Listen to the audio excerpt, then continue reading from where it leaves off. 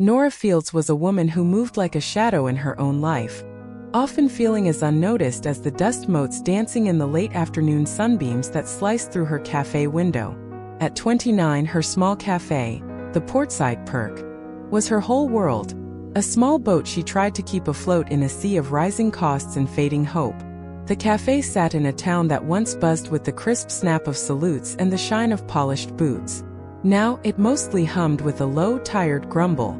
The big Navy ships didn't dock as often. The young people, full of dreams the town couldn't hold, left for cities with more promise. Those who stayed seemed to carry a weight, their faces tight with worry. Norah lived in a small studio apartment tucked away behind the cafe. It wasn't much, just a narrow bed, a single hot plate for her own simple meals, and a small window that looked out onto the often littered back alley. She worked from before the first hint of dawn painted the sky until long after the streetlights flickered on, casting long, lonely shadows. Most days she felt like a ghost, wiping down the worn Formica tables and pouring endless cups of coffee for people who barely seemed to see her face, only her hands delivering their orders.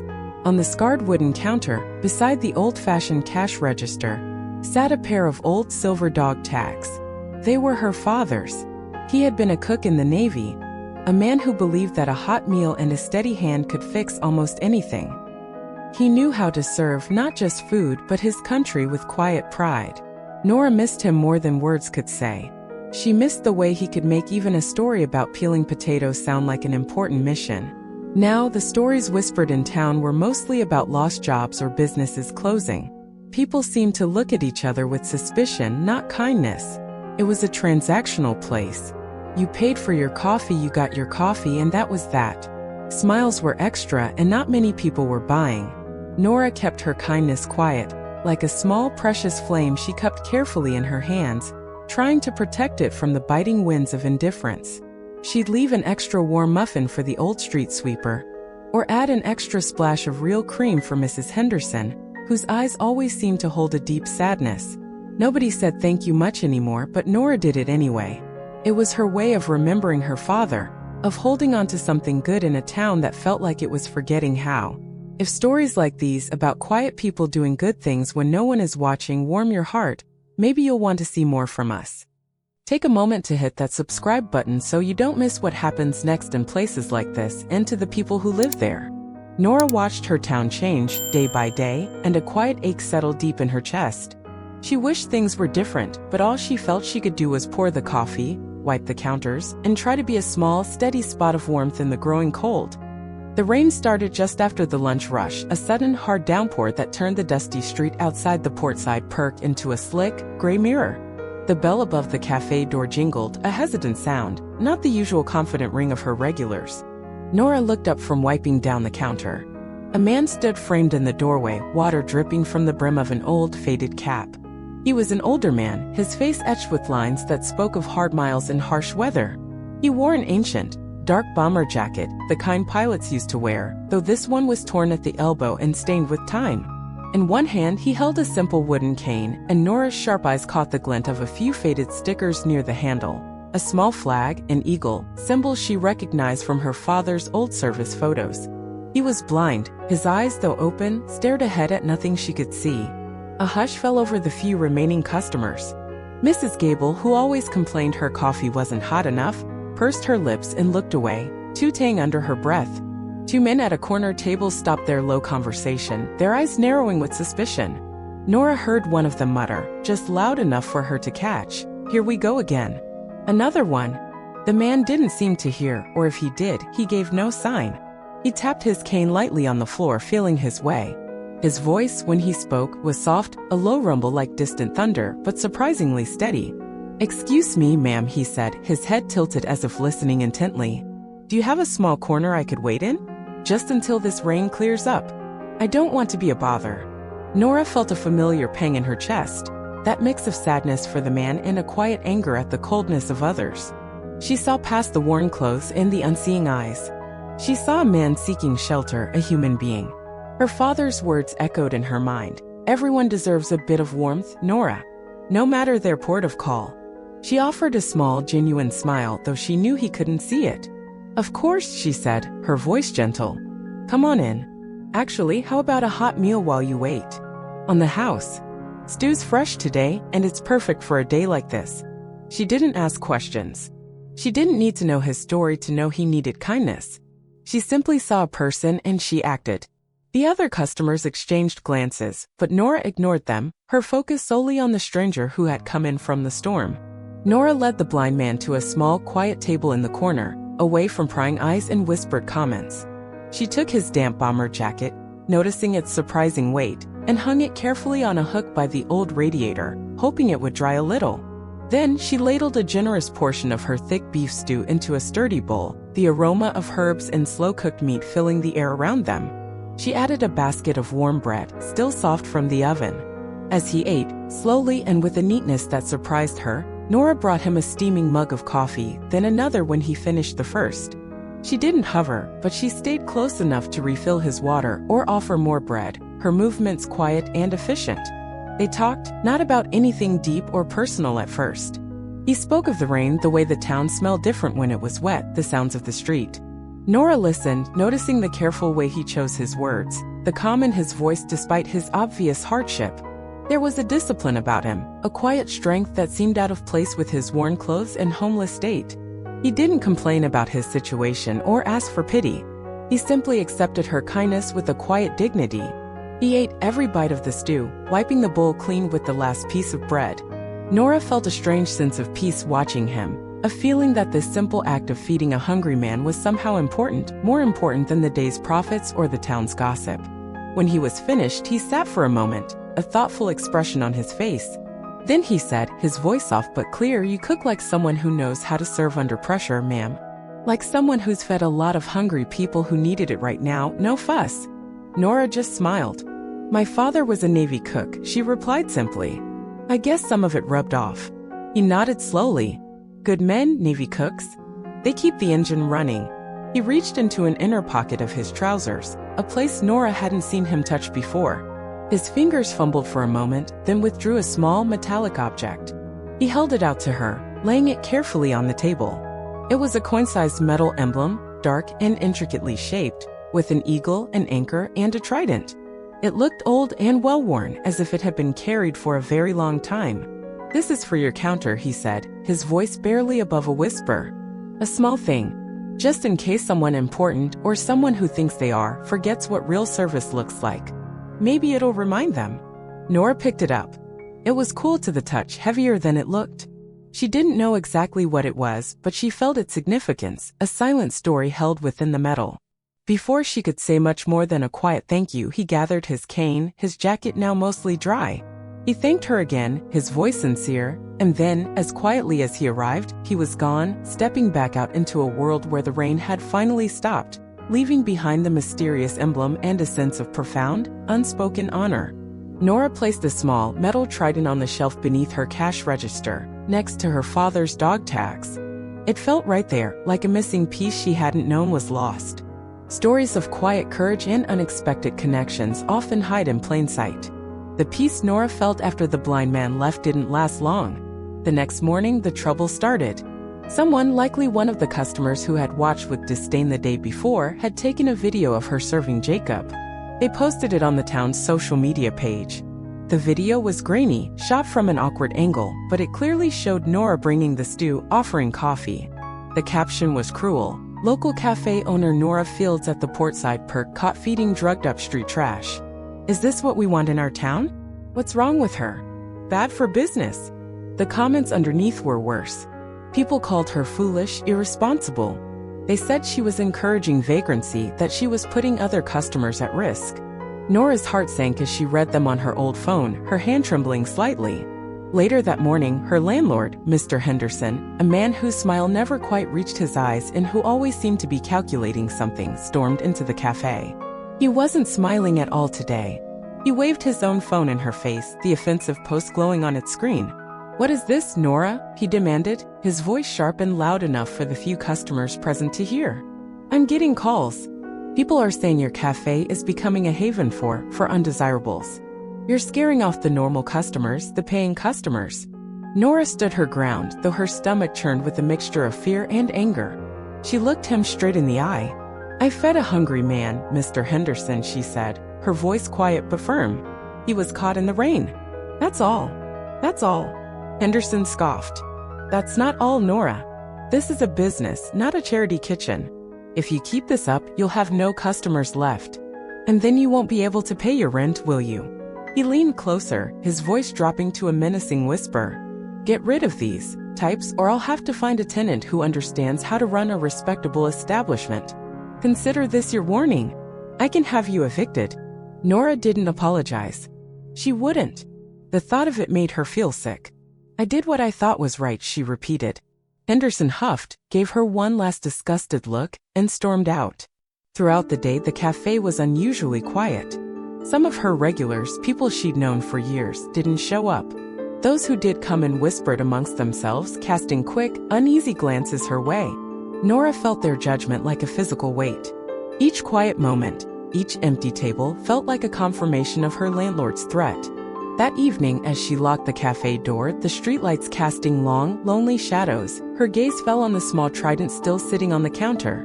It seemed to gleam faintly in the dim light, a silent witness to her small act of defiance. She felt very much alone. The days that followed were heavy. The portside perk remained quieter. Norah worked with a knot in her stomach, Mr. Henderson's eviction threat echoing. She focused on her work, but fear was a constant shadow. One particularly cold night, the wind howling, Norah took out the trash after closing. In the alley's deepest shadows, near the bins, she saw a shape beneath a tattered blue tarp. Her heart clenched. Closer, she recognized the old bomber jacket. It was Jacob. He was shivering violently, exposed to the biting wind. The sight of him, so vulnerable, cut through Norah's own anxieties. She couldn't leave him out here. Quietly, her fingers fumbling with the key, she unlocked the cafe's back door. "Jacob," she whispered, gently touching his shoulder. He startled awake, disoriented. "It's Norah," she said softly. "From the cafe. Please come inside. It's too cold." He hesitated, his unseeing eyes towards her voice. "I don't want to cause you more trouble, ma'am," he said, voice hoarse. "I heard what they're saying." "It doesn't matter what they're saying," Norah insisted, her fear replaced by a gritty resolve. "You're freezing. Come on." She helped him up, his body stiff. Inside, the cafe's warmth was a comfort. She sat him at his corner table and quickly heated leftover vegetable soup. He ate slowly, hands wrapped around the warm bowl, his gratitude a silent presence. When finished, he pushed the bowl away. "I can't stay long," he said, his voice firm despite weariness. "If they find out you let me in here again, they'll come for you. They'll make it harder. Don't pay for my war twice, ma'am. I've already cost enough." Norah looked at him, at the lines of pain and endurance etched on his face. "This isn't about your war, Jacob," she said, her voice filled with a quiet, fierce conviction. "This is about simple human decency. No one should have to win a war, serve their country with honor, and still have to beg to be seen, to be treated like a human being." Jacob was silent for a long moment. He reached out slowly, his weathered hand finding hers, and squeezed it gently. "You're a good woman, Norah Fields," he said softly. Then with a deep sigh, he stood, reaching for his cane. "But I still have to go." Before Norah could argue, he made his way to the back door. He paused at the threshold, turned his head as if looking back. "Thank you," he whispered, the words almost lost in the wind. Then he slipped into the dark alley and disappeared into the cold, silent night. Norah was alone once more, the warmth of the empty soup bowl a stark contrast to the chill of his departure. She tidied up, a mix of fear and defiant strength swirling within her. She had done what felt right. The consequences would have to wait. The next morning dawned cold and gray, the sky a flat, unforgiving canvas. The town was unusually quiet, a pre-dawn hush that felt deeper than normal. Norah was already in the cafe, the scent of coffee just beginning to fill the air. She moved through her early routines, her mind still troubled by Jacob's disappearance and the looming threat from her landlord. Then a low rumble began to break the silence. It started as a distant hum, growing steadily louder. Norah paused, a half-eaten piece of toast in her hand. She peered through the front window of the portside perk. Down the main street, a procession of sleek, black SUVs was rolling into town. They moved slowly, deliberately, their tinted windows revealing nothing of who was inside. One by one, they parked along the curb, lining the street opposite her cafe. Doors opened and men began to step out. They were tall, fit, dressed in immaculate navy dress uniforms, crisp whites and dark blues, adorned with polished brass and colorful ribbons. They moved with a quiet, disciplined precision, forming neat lines on the sidewalk, their faces serious and unreadable. If you've been moved by Norah's encounter and want to explore more tales where underdogs find their moment and hidden truths come to light, check out the playlist link in the comments below. You'll find many more stories just like this one, celebrating the best of the human spirit. Windows in the apartments above the closed shops began to show curious faces. Mrs. Henderson, the landlord's wife, peeked through her lace curtains, her mouth agape. Old Mr. Abernathy, who usually sat on the park bench by now, stopped his slow walk, leaning heavily on his cane, staring. A yellow school bus, making its morning rounds, slowed to a crawl as it passed the growing ranks of uniformed men, the children inside pressing their faces to the windows, their usual noisy chatter falling silent. Cars driving into the town square slowed, then stopped, drivers unsure what to make of the silent, impressive display. The entire town square seemed to freeze, holding its breath. Norah, still wearing her flour-dusted apron, had a bag of coffee grounds to take out to the bin in the alley. Thinking it was perhaps some kind of official drill or a memorial service she hadn't heard about, she opened the front door of the cafe and stepped outside. She took a few steps towards the curb, then stopped dead. Her eyes widened. There, directly across the street, facing her small, unassuming cafe, stood nearly 100 Navy men. They were in perfect formation, silent and still as statues, their gaze fixed not on the town square, but on the portside perk. On her. Norah clutched the trash bag, her heart suddenly hammering against her ribs like a trapped bird. What was happening? For a long moment, Norah could only stare, the bag of coffee grounds forgotten at her feet. The silence was immense, blanketing the town square. Then, a man at the front of the formation, distinguished by the gold braid on his uniform and an air of quiet command, stepped forward. He was a rear admiral. He crossed the street with measured steps, stopping before her. His clear blue eyes met hers, serious yet holding a profound respect. "Miss Norah Fields?" he asked. His voice was calm, carrying an authority that hushed the very air. Norah managed a small nod, her throat tight. "We're here because of you, Miss Fields," the admiral continued, his gaze unwavering. He gestured briefly to the silent ranks behind him. "We're here because of an act of kindness you showed to a man named Jacob Rowe." "Jacob?" The name echoed in her mind. The admiral's voice softened. Master Chief Petty Officer Jacob Rowe was a Navy SEAL, one of the finest. He led dozens of highly classified missions, saved many lives. He was blinded in an explosion during his final tour, an act of heroism that saved his entire team. He paused, letting his words sink in. After his medical discharge, and after losing several members of his former team to the hidden wounds of war, Jacob disappeared. He felt he had failed them. He carried a heavy burden. We searched for him, but he didn't want to be found. He became one of the forgotten. The admiral looked directly at Norah. "You fed a man this country, and even parts of its military, had forgotten. You saw him when others looked away. You gave him warmth and dignity when he had little left. You reminded us, Miss Fields, what this uniform truly stands for beyond the medals and parades. It stands for service, for compassion, for looking out for one another, especially those who have borne the heaviest burdens." Another officer stepped forward, holding a small, polished wooden box. The admiral took it, opened it, and turned it towards Norah. Inside, nestled on dark velvet, was the trident emblem Jacob had given her. It was cleaned and polished, its intricate details now shining, mounted under glass in a simple, elegant frame. "Master Chief Rowe wanted you to have this back, properly presented," the admiral said gently, "as a token of his deepest gratitude and ours." As he handed it to her, one of the younger SEALs nearby, his face etched with emotion, leaned in and whispered, his voice thick, "That man. Jacob, he was our leader. Our legend." Tears streamed down Norah's face as she clutched the framed trident. Then the admiral stepped back. He raised his hand, and in perfect, solemn unison, all 100 Navy SEALs snapped to attention and rendered a slow, silent salute. Not to a flag, not to an officer, but to her, Norah Fields, the quiet owner of a small-town cafe, who had seen a hero when no one else did. The sight of Navy SEALs saluting Norah Fields echoed through town. Mr. Henderson, the landlord, faced swift public condemnation. The Property Association, filled with veterans, took action, and his threats against Norah ceased. His days of bullying were over. News of Norah's kindness and Jacob Rowe's story spread. A regional veterans group, deeply moved, reached out. They offered to fund the Portside Perk, helping it become a nonprofit community kitchen. It would be a warm haven for former soldiers and anyone needing a meal and comfort. Norah, with tears of gratitude, accepted their heartfelt offer. A quiet change began to stir within the town. The heavy air of cynicism started to lift. People volunteered, offering to repaint the cafe's tired walls or help in the new kitchen. A fresh sense of community and shared pride blossomed, replacing old bitterness. The town was remembering how to care, how to see each other. Weeks later, the Portside Perk was brighter, bustling with a new, hopeful energy. Norah stood on a small stepladder.